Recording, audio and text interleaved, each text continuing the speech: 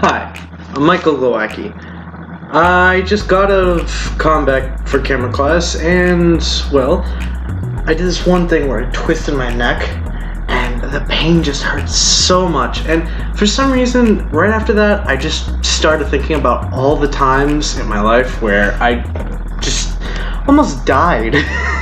like I'm not like just saying, oh my god, almost died. No, like I literally talked to my doctor like later on about, hey, this happened, and of course their reaction is, oh, you should have been dead. When I was a kid, like, we had these specific stairs in one of my houses that was like an L, but like only the last 3 steps were actually like the last bit. Then there was like this one bit that was just half stair, half landing, then the rest were just normal stairs, except the stairs had metal like on the edges, like on the, like, here's the step going down, metal right there. And I've fallen down those stairs too many times. Like one time going up, I tripped on the second to last stair, went goof, hit my head on the top like last step where the second floor was, then fell back, hit my head off the wall, and then tumbled all the way down the rest of the stairs. And I've done that too many times.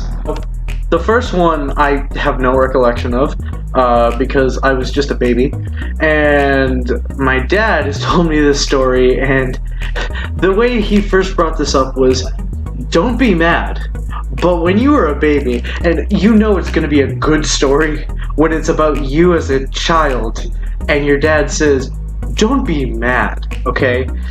So, story goes off like this. We're down in Florida, where one of my nanas are, and he's just, carrying me, doing the normal thing, and my mom's watching him, my nana's watching him, and he's just, throwing me up as a kid. And the next thing I know, he's saying that my mom and Nana moved into the next room. So he goes to follow him, he's whoa, throws me up, catches me. Throws me up, catches me. Goes into a room where there's a difference about that much between one ceiling and the next ceiling. And he gets in about, 5 steps. And he realizes that there's this, lower ceiling, and he's like, okay, not hitting the kid off the ceiling, not hitting the kid off the ceiling, not hitting the kid off the ceiling. Next thing you know, he goes to throw me up, and lo and behold, there's a ceiling fan that he did not see until he threw me up. And he throws me up, and just as he looks up to watch me, he just sees me go head first, bah, and come back down. My mom and Nana hear that, turn around, see my dad catch me, and my dad just like, oh my god, oh my god, oh my god, oh my god, ah. My mom and Nana are freaking out, what are you doing? Why'd you do that? How could you do all of this? And my dad just looks into my eyes like, oh my god, did I kill you? Did I kill you?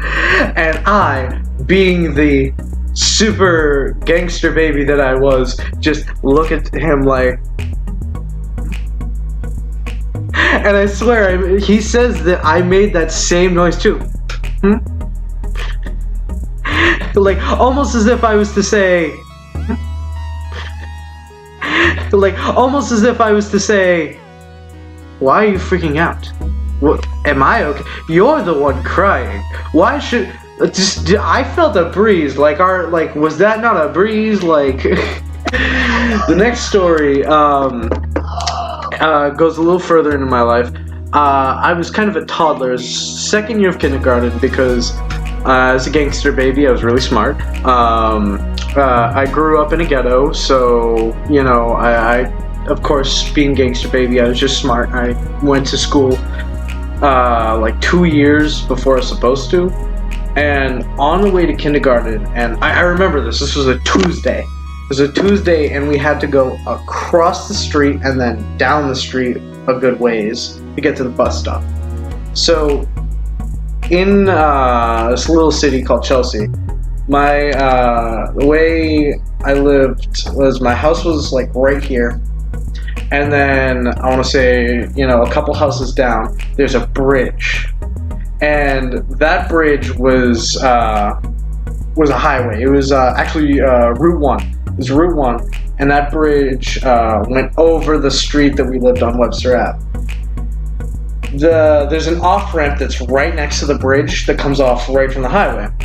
Now, me and my dad, there's no any walk place for us to walk, but we were crossing the street because we were like, oh, let's just get to the other side now because, we're Chelsea. There wasn't any, we don't have to worry about that. So, out of nowhere, there's a car that's coming off the off-ramp, and my dad sees it, and he's like, okay, that's cool. We'll be fine. It'll stop before it gets to us. He looks left to where cars can come this way, but of course there's no cars coming, so he's just looking left, and he's walking, and I'm closest to the bridge. He's closer to the bus stop where we were going, and he then looks right, and I was looking with him too. I wasn't doing that thing where I looked right and he looked left. No, we both looked left, and then we looked right, and I looked right first, and I saw this lady coming down off the off-ramp, except instead of normally what you do is you drive, look left, look right, continue on your way. She looked left, kept going, and then just didn't stop.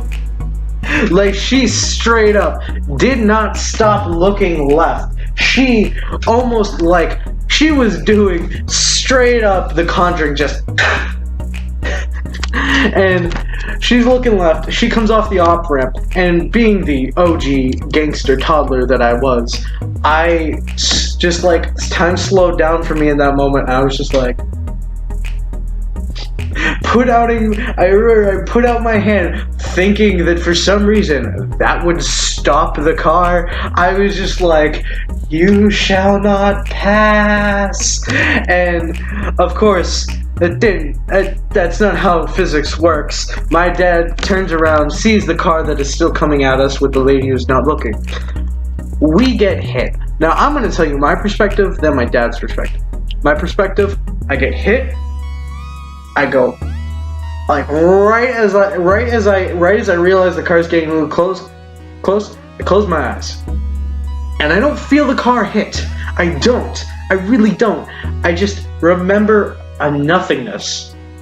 And then just remember feeling, it's okay. And then boom, just like right to the face. It didn't hurt. It was just, that's not right. That doesn't feel right.